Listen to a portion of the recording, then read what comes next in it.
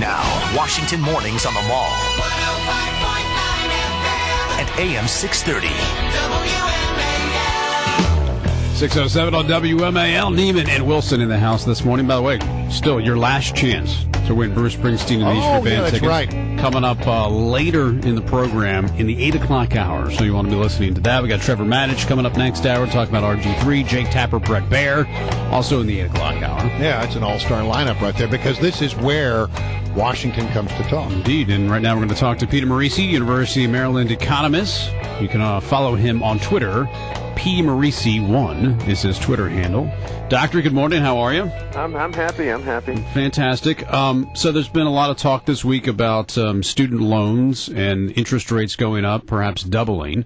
I did want to ask you a generic question first, and why since you're on a university campus, why has the cost of college gone up so much in the last decade? Well, there are a lot of things that we pay for three ways. You know, healthcare, the government chips in, your employer chips in, and you do a copay. When you get in situations like that, each is willing to pay too much, and the institution itself becomes very inefficient.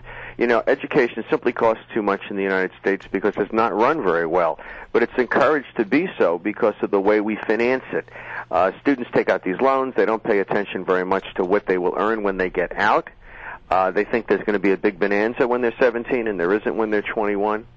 So, the government throwing money at it is a problem. So the influx of student loans and maybe even the low cost of loans has helped to raise the price of tuition at schools? Absolutely. That coupled with the kind of management we have at universities. I mean, you have to take a good hard look. Most university presidents remind me of the kind of leadership General Motors had before the crisis. If you take a hard look at Chuck Wagner, and I had lunch the other day with the president of the University of Maine. I says, gee, doesn't this guy look like Wagner? You know, I mean, he was, an empty suit and lots of glowing words, but there's a lot. I could really squeeze a third of the cost out of a typical university. How would you do that, and can it be done? Will it ever go down? Oh, it'll never go down. One of the things is that at many universities, lots of people who used to teach a lot don't teach very much anymore. So let's start with the professors. But also there's a great deal of bureaucracy and student services and activities that are not central to the core mission of the university, but designed to, quote, attract students. My feeling is a lot of this stuff has to be cut out. And we need to get back to just, the core functions of universities. They're not social enterprises. Student loans in the beginning were for poor folk, and that's a good idea, so that everybody has access. But now everybody gets them, and just about everybody needs financial aid to go to school because it costs so much. Well, and here comes the question that may put you in a bit of a quandary because of your position as a university professor, and that is there are many people who say, you know what? If you really look at it, I'm going to spend a ton of money to send my kid to college. And I'm not sure that when that kid gets out of college that they're going to get a job that will pay that money back on any level. And many people are saying maybe it doesn't make sense for a lot of people to go to college anymore. Well, it does simply because we require a college degree or 2 years of college for many things that only required high school when I was a kid. For example, I dated a girl in high school whose father was a copy editor for Newsday. He only went to high school. He could be a perfectly decent copy editor with only a high school education if it's done right.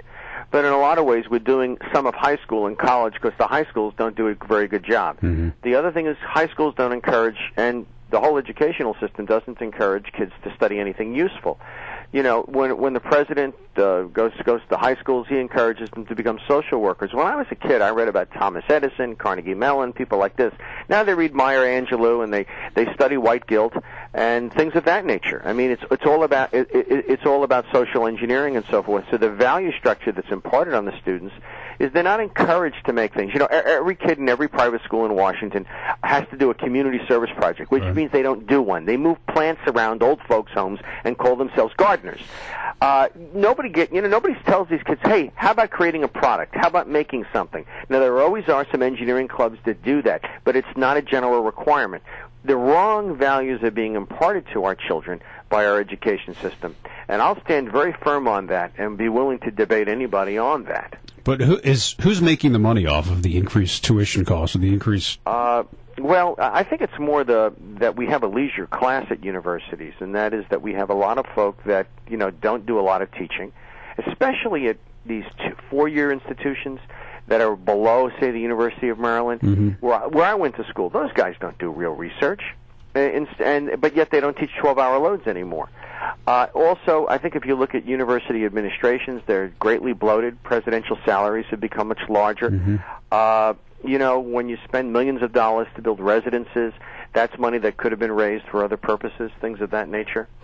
There are issues. There are issues in how money is allocated. And my feeling is that places like the University of Phoenix scare the hell out of not-for-profit universities for good reason, because they focus on, delivering the product, and they may well be the future. The online universities? Well, not so much online, but one of the things we've done is a very good job of stamping out for-profit universities. For example, there was a place in the District of Columbia called Benjamin Franklin College. It was an accounting school. It trained my CPA, who does my taxes. Interesting. They basically made that place illegal. They basically made it impossible to have a for-profit college in the District of Columbia. So now we have the University of the District of Columbia instead. We don't like alternative models because college professors and universities are very, very good at stifling competition. I mean, look at the exemption from antitrust enforcement that Ted Kennedy got the Ivy League institutions about fixing tuition and fixing professors' salaries. No, my feeling is that universities lack competition. It's become compelling to go. They're paid for by multiple sources, so there's a variety of problems that are contributing to what is as big a problem as healthcare. There are 3 things in America that don't make any sense: the cost of the military, the cost of healthcare, and the cost of higher education. And it is going to cripple our society because not only does it cost too much, but we're just producing far too many students who major in English or even in general business, okay, who don't learn a specific skill that is marketable. So it's very problematic. And sending more kids to college won't help. Also, state budgets, when they go into a dip like they just did, they tend to cut education, but they don't restore it when they come back.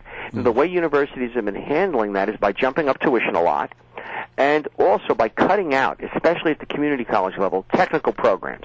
It's cheap. It's cheap to turn out English and economics majors. It's expensive to turn out engineering majors, and the states encourage quantity, not quality.